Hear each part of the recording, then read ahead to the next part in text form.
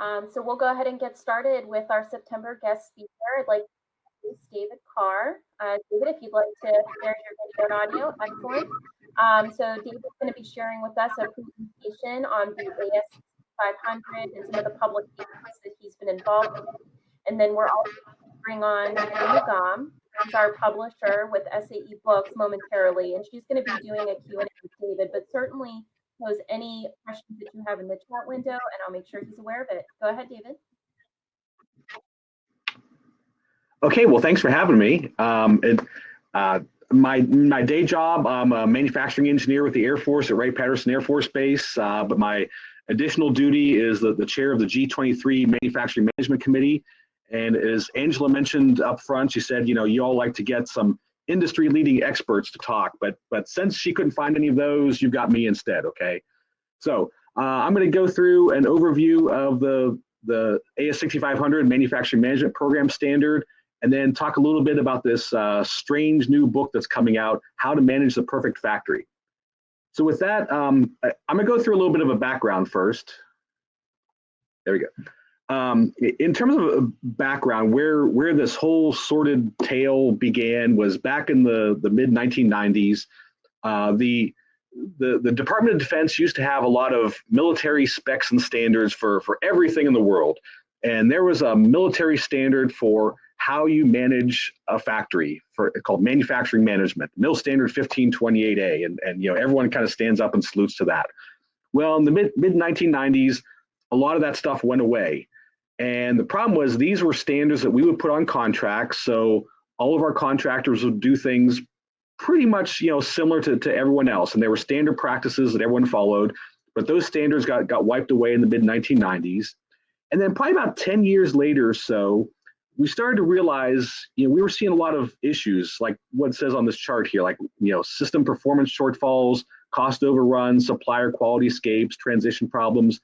Not to say that all of those things pointed back to manufacturing root causes, but yet there were a lot of these things where we could directly report back to, or point back to root causes in the manufacturing environment. And the GAO would often come and beat up a lot of our programs and say, hey, you're doing a terrible job at transitioning to production. So we knew there was an issue out there. So we went out and interviewed some senior leaders in industry. And what they told us was that we, as an Air Force, were bad customers.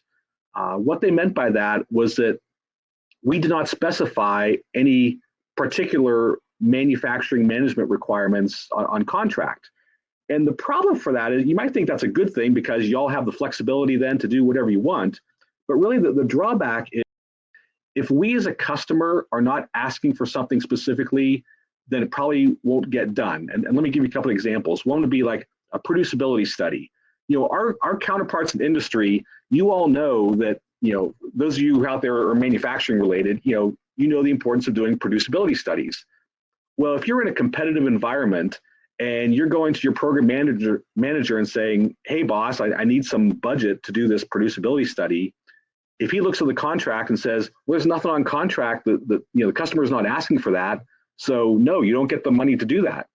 So that's where the problem comes in. We're not asking for the right things, even though our counterparts in industry know all the right things to do. They want to do all the right things, but if we're not asking for them as a customer, then it's hard for you all to get the budget to actually make it happen. So to make a long story short, and this is where you say too late, we went to SAE created the G23 Manufacturing Management Committee for us, and you can see some of the members on there, and I like to refer to them as the usual suspects, the usual cast of characters of people that show up from these organizations and companies from a manufacturing standpoint and help us with a lot of these manufacturing issues. But once again, to make a long story short, we published the standard in November 2014. And just to give you an overview of the standard, the first bullet, if you read that, it's kind of the motherhood and apple pie. It's got the best practices aimed at promoting timely development, production, modification, fielding, sustainment, affordable, and capable products. It sounds like motherhood and apple pie, but I think it's actually very true. And if you think about it, manufacturing and how well the factory does has a direct impact on cost, schedule, and performance. So we're trying to implement those practices that are going to improve cost, schedule, performance. Some other elements of the standard are that as we went into writing it, we wanted to provide maximum flexibility for different industries, and that it would be easily tailorable to different programs and different contractors, different environments. We tried to be as non-prescriptive as possible and use just top-level requirements. So the idea is that by not being too prescriptive, it would allow companies to be able to use their existing practices to the maximum extent possible. And the last thing we wanted to do was what I talked about in the previous couple of charts, was we wanted to provide a vehicle that provides this clear contractual requirements that both the government and industry can use to communicate those requirements to their suppliers. Just a kind of a real top level look at how 6500 relates to some of the other SAE standards. We really see it as being the companion document to AS9100. Of course, 9100 is the quality management systems, and then 6500 really goes hand in hand with that as the standard for the manufacturing management systems. And then there's several other SAE documents that are referenced and related to 6500 and 9100 that you can see here that we call out in 6500 as a reference to go to for more details for some of these practices. You also notice from this is there is some overlap with AS9100. As we were writing our standard, we tried very hard not to actually duplicate content that was in 9100, but some amount of overlap I think is actually good. The overlap occurs in areas where extra emphasis may be required, or where we provide more details for how to apply certain QMS concepts to the shop floor. So overall, I think 6500 really integrates well into the whole library of standards that SAE owns. Now, if we go down to this is kind of a single chart snapshot of the content of 6500. So at the top level, it requires an overall manufacturing management system that has to be documented, and you have policies and objectives that are documented. But the core of it is in those three main blocks in the center. So I won't obviously go through all the things listed in each of those blocks, but they're divided up into those three buckets. The first is the manufacturing planning. These are all the kinds of things you have to do as you're planning a manufacturing program. How are you going to build something? These are the things you need to take into consideration. And then the next block is the design analysis for manufacturing. This is where we do the producibility analysis, identify key characteristics, and do the process FMEAs. And then finally, the third block on the right is ops management. This is actually running the factory. These are the things to be cognizant of and to pay attention to when you're actually running the production program. And then sort of undergirding it all is this risk identification effort. And there's three main initiatives in terms of identifying manufacturing risks. One is a feasibility assessment that's done very early on. The next one is MRLs. For those of you who aren't familiar with those are manufacturing readiness levels. And the neat thing about that is that a lot of industries have really jumped on board with using the manufacturing readiness levels to gauge their manufacturing maturity and readiness for production, and their maturity throughout an entire program lifecycle. And the neat thing about this is now we've sort of codified this in AS6500. So this is the standard way of doing manufacturing maturity and manufacturing assessments. And then the final one, that PRR, are that's called production readiness reviews, and those are done right before you're ready to go into production. So that's the big snapshot of the content of the standard. You might be wondering, well, who's all implementing this? So here's a list of, these are just the major defense contractors that I'm aware of who are implementing it, and some of the programs that I'm specifically aware of. I know there are certainly more programs, and certainly more companies that are implementing it, but I just want to give you a flavor. And you might notice that I put this in alphabetical order so as not to show any favoritism to any of our wonderful contractor counterparts out there. But I do want to point out, if you look at Lockheed, if you go over, you'll see F-35, the program that's implementing 6500. And I got to tell you, this is huge, literally huge, because the F-35 program is the single biggest Department of Defense acquisition program in the whole history of the Department of Defense. And so it's really awesome that the F-35, through Lockheed Martin, is actually taking on AS6500 and implementing it on their program. So that's a huge achievement. So talking about the benefits, the first thing is, like I mentioned before, 6500 provides that vehicle to contractually communicate our manufacturing requirements from a customer to a supplier. It provides more consistent customer requirements, because before 6500 came along, in that interim time period when the MIL standards went away, everyone just kind of did their own thing. And we just kind of trusted everyone, yeah, go do the right thing. You know what to do. But really, we got a lot of variability when it came implementing that approach. The next thing, it puts all offers on the same playing field during competitive purchases. And this is what I'm talking about, what I said before, where, if you think you need to do a producibility study, but you're in a competition with another company and it's not on contract, it's not in the statement of work, then you're probably not going to get to do that, because cost is so important in competition. And then finally, this last bullet is kind of a mouthful, but I'll explain what it means. It better enables contractors to implement best manufacturing practices by providing a customer requirement against which to budget.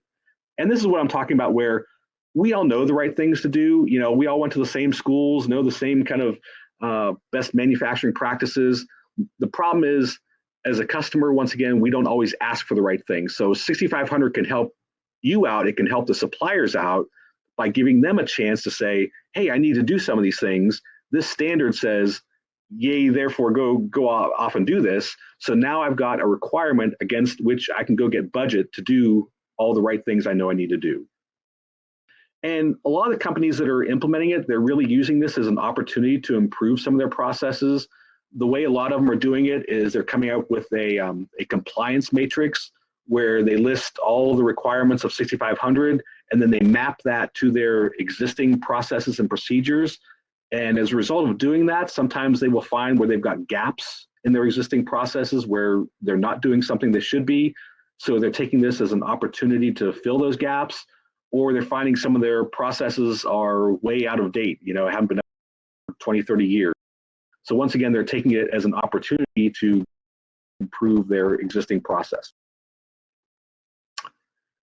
This is a notional chart just showing you the cost benefits. The graphs are the cumulative manufacturing costs. And like I said, this is just totally notional, but conceptually, if you look at the red line, which is the traditional approach, manufacturing, we're the stepchildren that don't get much attention early on in development. You don't get much investment there. And then you realize, oh my gosh, it's time to go into production. We got to spend a whole bunch of money and buy all the equipment stuff. And so the costs, go up and up and up there. Whereas opposed to the blue line, which is a 6500 approach, it does require more of an investment up front. And, there was the book that said quality is free. And I guess I never really bought into that, because it does take money to do producibility studies, to do process FMEAs, to identify key characteristics, develop process control plans. It takes an investment to do that. But we know, based on past history, that if you do all those right things, you're going to see a huge cost avoidance out in production.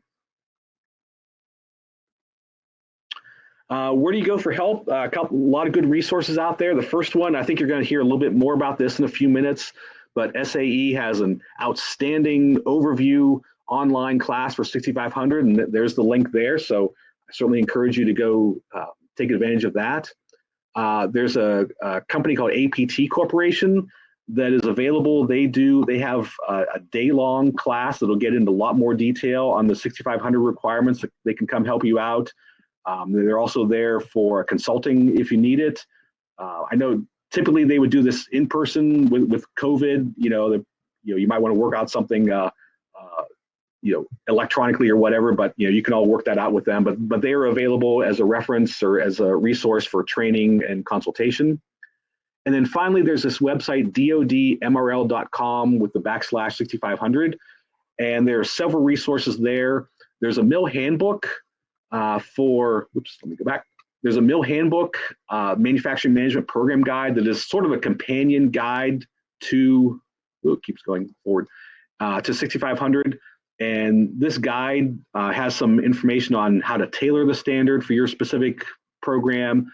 It has some more information on each of the concepts within the standard, with some lessons learned, some guidance, and things like that. So there's some, in this, like it says on there, some other resources on there, like some POCs that may be at your company that you can go to if you need help. Okay, now this other thing I want to talk about is this book that's about to be published soon. A little bit of a background on this. Someone from SAE came to me and said, boy, wouldn't it be nice if we had a book out there to go along with the standard? And I thought, well, you know, maybe I could take that on. And so I foolishly decided to do that. And I looked at some other books that have been published to go along with standards. And no offense, you know, intended to, if any of you written those books or edited those books or read those books, but sometimes they're a little dry, if you know what I mean. I mean, they're very textbooky, and you got to really want more information on that topic to go to one of these books. I mean, they're great books, you know, good resources, but you know, you probably wouldn't curl up in bed with one of these books at night, you know. So I want to do something a little bit different. So I talked to SAE about doing something a little bit outside the box. And so what you will find this book does, it's a little more humorous than you might expect from an SAE publication. It only follows the outline of AS6500 and goes through each of the sections and expands on some of those concepts, but hopefully in a little bit more humorous way than you might be expecting. I make fun in there of program managers a lot. I make fun of what I call the engineers from the dark side, who are the design engineers. There's sections in there on, there's a whole interlude on a Sherlock Holmes story where you will find, I don't want to give away the ending, but you will find that the manufacturing practices that are talked about in 6500 actually come into play in Sherlock's solution of the mystery. There's also a section in there on choose your own adventure. I don't know if any of you were kids, if you ever read the choose your own adventure books, or if you have kids who have read choose your own adventure. It's a thing where you read a page and it says, if you want to go rescue the princess, go to page 42. If you want to slay the dragon, go to page 39. And so I have a choose your own adventure in supplier management. So you know that's going to be fun. I also have a section in there on how to manipulate metrics to make yourself look good. Just by reading that, you're sure to get, you know, more promotions and bonuses. So, you know, I help you manipulate those metrics to make you look like a rock star. Okay. So obviously I say all this stuff kind of tongue in cheek, and I try to, you know, use humor to try to teach some of these concepts a little bit more, maybe give you a little more insight. So try to have some fun with this. I consider it more a book that's more motivational than educational. From an educational standpoint, you know, there's the Mill Handbook that's out there. There's a lot of resources out. If you want to go learn about certain concepts, you know, there's a lot of textbooks out there. So I want to write something that maybe more motivate you to actually go off and actually implement some of these concepts. So that's the book. I hope you all enjoyed. I tried to make it really fun to read and for you to have a good time getting through it. So with that, I'll kind of summarize with going back to one of the first things I talked about was, you know, why did AS6500 come into place in the first place? And it was because we saw a lot of problems that had manufacturing as the root cause. So we came up with 6500 to document those best practices that should be accomplished. And as a company, you could go ahead and purchase 6500 and implement it and say, you know, yay, verily, we comply with all the requirements of 6500. You could do that and actually not change anything. You know, there's more than likely you could probably implement it and say, hey, our existing practices and processes, we already do all this stuff. You know, we can check the box and say we comply. But that's not really the intent of the standard. The standard, the intent is to offer you an opportunity to say, hey, these are some practices. Yeah, maybe we do these sometimes, maybe we do them okay, is to give you that opportunity to say, hey, here's some more practices we really need to be implementing on a more regular basis. And I think that's part of what Deming's quote here means. You know, if you stay in this world, you'll never learn another. You can still keep doing what you're doing and say you're following 100, but this is a kind of a golden opportunity to make some improvements in your company, to make things better. And by the way, now that you've seen, I've got a Deming quote in here. It's a good presentation when you quote Deming. So I get bonus points for having a Deming quote, I think. So, anyways, that's all I had. I guess I'll turn it over to Sherry for any questions.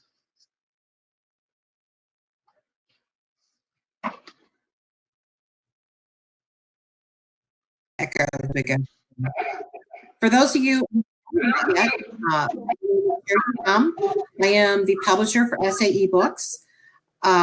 This book came to me probably the beginning of the year as, what do you think about this? And I'm like, well, I like my job, so I'm not sure. And I will tell you, as publisher, it's been a long time since I've been really hands-on in a book. I've been in this business 27 years, and it's I just haven't really got into editing a book in at least 10 to 12 years. And I had so much fun with this book, David. I enjoyed it. I just was like, I don't know, it was a very good read. Not just because I was editing it. I've actually read it like 3 times now. But that's more than I've read it. One thing that struck me is my husband's a chemical engineer. And as I read through this book, it seemed to me that it was appropriate for any industry and not just aerospace. So could you talk about that a little bit? Sure. Yeah. When we wrote the standard, we very specifically tried to avoid getting too prescriptive. We wanted the requirements to be top level and generic so they would apply to anyone. And as we were developing it, although it was primarily Department of Defense people that were on the G23 committee, we did have a lot more representation than just from aerospace. We had the Army representing ground transportation. We had the Navy representing, the sea and ships and things like that. So we had all modes of transportation that was represented. And also in the standard, we really try to bring some things in from the automotive industry that the automotive world is using regularly. So we have that representation from different industries already, more than just aerospace. But the bottom line is that the principles and the practices are really all the same, no matter what kind of industry you're using or what industry you're in.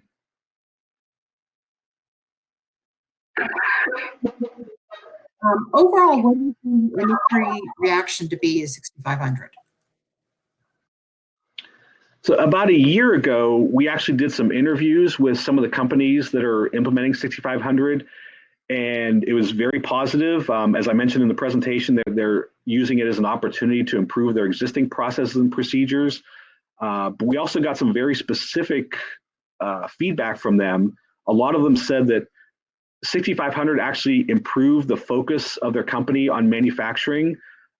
It elevated the importance of manufacturing within their company.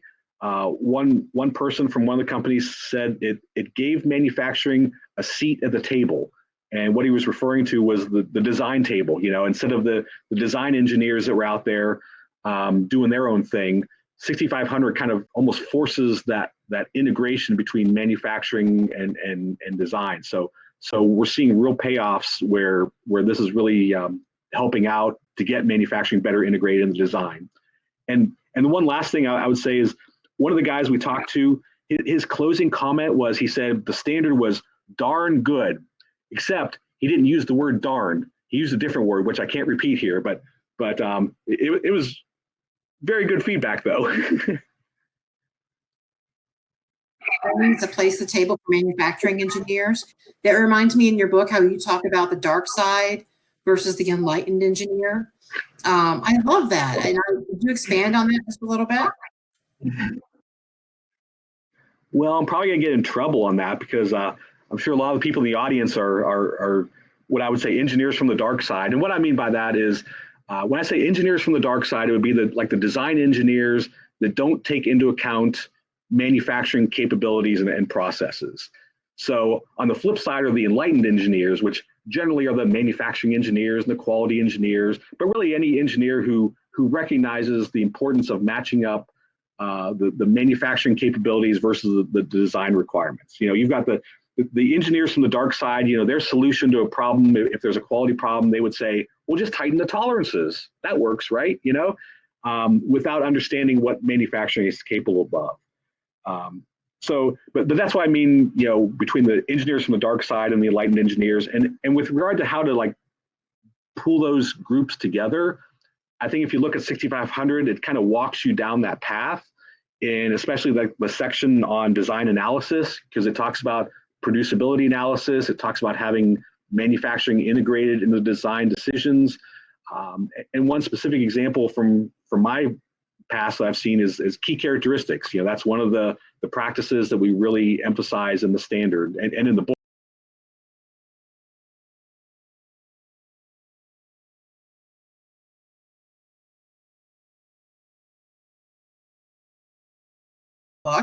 I don't want to give away the ending, but I will tell you that the engineers from the dark side can become enlightened engineers by the end of the book. So it's a really good read. It doesn't replace AS6500 at all. It is meant to be used as a supplement to help you really implement it into what you're doing, but you can't have one without the other. It doesn't go over the standards whatsoever. It really talks about how to implement those and smart ways to make it a better environment for everybody across the board. I think David is still frozen, so we'll wait and see if he can hear us at least. Yeah, I was actually just checking his audio and visual. I think I just saw he disappeared. So hopefully he can come back with us in a few minutes here. I did start segmenting out a lot of your questions from the audience. And I thought if David wasn't able to answer a lot of these, what I'm going to do, and I was going to ask you, Sherry, do you think we can compile these into a list and get these answered and then find a way to share these out with everybody after the session? Yeah, I would really like to do that because it also gives us the opportunity to put in the link for the book and the course and all the different materials that we have available. So let's just work on doing that. Absolutely. And are any of the questions, it looks like they're pretty specific for David in particular. Are any of these where you're able to answer them by chance? I don't think so. I think we really need David on these. He's back. Yeah, sorry. I don't know what happened. The internet dropped out. That's okay. We were just saying that we think we're going to compile the questions for you, okay. Have you answer them, and then we'll send them out to the audience with the links to the products, the books, Sure. the standards. Unless there's any burning questions that someone wants to get answered right now, you can pop that back in the chat box. Okay, I think we can move on. There's a lot of good questions over there. I hopefully have a lot of good answers for them eventually. You do. And while you were gone, I did ruin the ending of your book and tell them that the dark side engineers can become enlightened. That's right. That's right. So hope is not lost here. Okay. And Sherry, I hope you don't lose your job over this. So. Well, you better buy me a lottery ticket in case I do. If you're feeling lucky, I will. Yeah. And I hear the unemployment benefits are pretty good right now. So. Yeah. Yeah, I heard that too. It really is a remarkable book, and I hope that it opens more doors for SAE to take this approach when appropriate. I know it's not appropriate for a lot of things, but I'm very anxious to get feedback from the market after we put it out. So send us your notes, good, bad, and the ugly. We want to hear them. Thank you, David. I appreciate you coming on.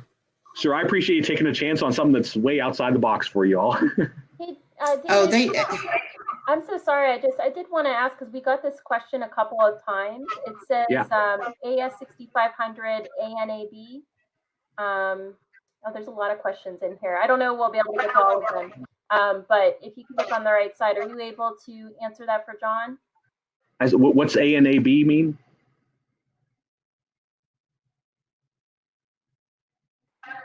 ANAB accredited specifically. I'm sorry, I see the question, but I don't know what they mean by ANAB. And are you able to elaborate on the acronym for us? Oh, accredited. There's no accreditation. The committee made a conscious decision not to go with third-party certification such as like ISO or AS9100 does.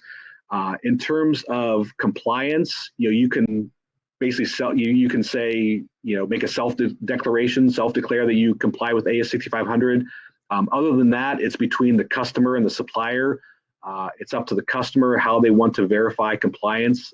In the DoD world, we use DCMA, Defense Contract Management Agency, to go ahead and monitor compliance. But most companies will use that compliance matrix that I mentioned earlier to show their processes and practices and how they meet each requirement. But yeah, bottom line is there's no third-party certification for this. Getting kind of close to the end of the session. What I'll do is I'll compile all of these and I'll work with you, David, to get them answered. And then for those of you that didn't get an answer to your question, I'll make sure that you're contacted with a response from us. But thank you so much for your time. Thank you, Sherry, for doing the Q&A. Really appreciate it. I think that I found it really informative. So definitely appreciate your time. Thank you so much.